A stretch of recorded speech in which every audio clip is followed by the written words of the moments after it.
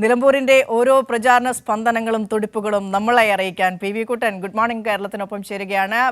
കുട്ടൻ, good morning.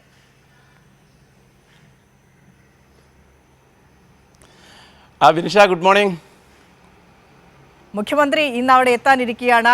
LDFന്റെ convention തുടരാനിരിക്കുകയാണ്. M സ്വരാജിന്റെ ഇന്നലത്തെ ആവേശ പ്രകടനമായിരുന്നു. നമുക്കറിയാം, രാവിലെ തുടങ്ങിയ ഒരു സ്വീകരണ ചടങ്ങ് അത് തന്നെ ഒരു മഹാറാലിയിലേക്ക് പോകുന്ന വിധത്തിൽ ശക്തി പ്രകടനമായി മാറുന്ന ഒരു കാഴ്ചയായിരുന്നു. അതവിടെ നിൽക്കട്ടെ, ഞാൻ ചോദിക്കാൻ വന്നത് ഇന്നലെ രാത്രി ഉണ്ടായ UDF ക്യാമ്പിലുണ്ടായ വലിയൊരു രഹസ്യ നീക്കം എത്രത്തോളം ഗതികേടിലാണ് കോൺഗ്രസ് നിലമ്പൂരിൽ എന്ന് കാണിക്കുന്ന തരത്തിൽ ഇനി UDFിലേക്കേ ഇല്ല, VD സതീശൻ നയിക്കുന്ന UDFിലേക്കില്ല എന്ന് പറഞ്ഞു വെച്ച PV അൻവറിനെ കാണാൻ പോവുകയാണ്. രാഹുൽ മാങ്കൂട്ടത്തിൽ രാത്രി അർദ്ധരാത്രി തലയിൽ മുണ്ടിട്ട് നമ്മുടെ നാട്ടിലേക്കൊക്കെ അതിന് വേറെ ഭാഷയിൽ വേറെ പലതും പറയും.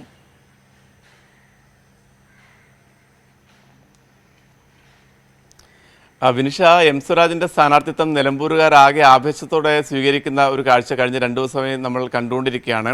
ആ ഒരു ഘട്ടത്തിൽ ഈ സ്ഥാനാർത്ഥിത്വം UDFനെ എങ്ങനെയാണ് അങ്കലാപ്പിലാക്കിയത് എന്നതിൻ്റെ ഏറ്റവും പ്രധാനപ്പെട്ട തെളിവാണ് ഇപ്പോൾ നമ്മൾ കാണിക്കുന്ന ദൃശ്യങ്ങളൊക്കെ. രാഹുൽ മാങ്കൂട്ടത്തിൽ ഇന്നലെ അർദ്ധരാത്രിയാണ് അദ്ദേഹം ഇവിടെ നിന്ന് പാലക്കാട്ടേക്ക് പോകുന്നുവെന്നാണ് മറ്റു ആൾക്കാരോടൊക്കെ പറഞ്ഞത്. അങ്ങനെ രാത്രി വളരെ വൈകി PV അൻവറിൻ്റെ ഒതായിലെ വീട്ടിലേക്കാണ് രാഹുൽ മാങ്കൂട്ടത്തിൽ പോയത്.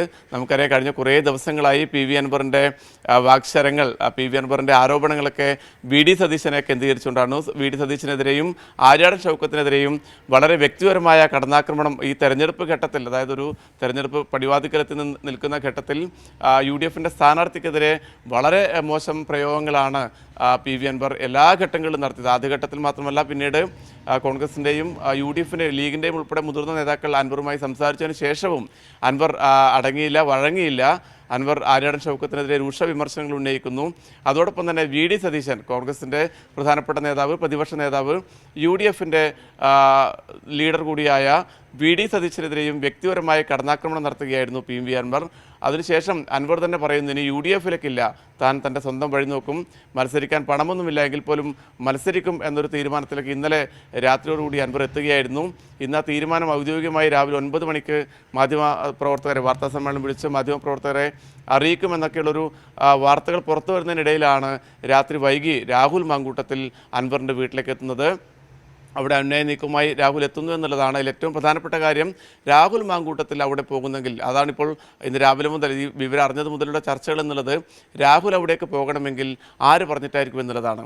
സ്വാഭാവികമായും നമുക്കറിയാം, രാഹുൽ മാങ്കൂട്ടത്തിലും ഷാഫി പറമ്പിലും VD സതീശൻ്റെ ഏറ്റവും പ്രധാനപ്പെട്ട ആൾക്കാരാണ്. സതീശൻ എന്താണോ പറയുന്നത്, സതീശൻ്റെ മനസ്സിൽ എന്താണോ ഉള്ളത്, അത് പ്രായോഗികമാക്കുന്ന, പ്രാവർത്തികമാക്കുന്ന യുവജന നേതാക്കളാണ് ഷാഫി പറമ്പിലും രാഹുൽ മാങ്കൂട്ടത്തിലും. അതുകൊണ്ട് തന്നെ രാഹുൽ മാങ്കൂട്ടത്തിൽ PV അൻവറിനെ സന്ദർശിച്ചിട്ടുണ്ടെങ്കിൽ അതായത് ഈ സന്ദർശനം സ്വാഭാവികമായും VD സതീശൻ്റെ നിർദ്ദേശപ്രകാരമായിരിക്കും എന്നുള്ളതാണ് പൊതുവെയുള്ള വിലയിരുത്തൽ. അപ്പോൾ നമുക്ക് മനസ്സിലാക്കാൻ സാധിക്കും, ഇത്രയും അൻവർ വളരെ രൂക്ഷമായ വിമർശനങ്ങൾ ഉന്നയിച്ചിട്ടും വളരെ വ്യക്തിപരമായ കടന്നാക്രമണം നടത്തിയിട്ടും VD സതീശൻ തന്നെ രാഹുൽ മാങ്കൂട്ടത്തിനെ അൻവറിൻ്റെ അടുത്തേക്ക് അയച്ചിരിക്കുന്നു എന്നുള്ളത്, തെരഞ്ഞെടുപ്പ് അടുക്കാൻ വേണ്ടി പോകുന്നൊരു ഘട്ടം, അൻവർ നോമിനേഷൻ നൽകുമെന്ന് പറഞ്ഞ് വലിയ രീതിയിലുള്ള UDFിനെ ഭീഷണിയിലാക്കുന്നൊരു, പ്രതിസന്ധിയിലാക്കുന്നൊരു ഘട്ടം. ഈ ഘട്ടത്തിൽ സതീശൻ തന്നെ നേരിട്ട് രാഹുലിനെ അങ്ങോട്ടേക്ക് അയച്ചു എന്നുള്ളതാണ് പൊതുവിൽ വരുന്ന വിവരങ്ങൾ.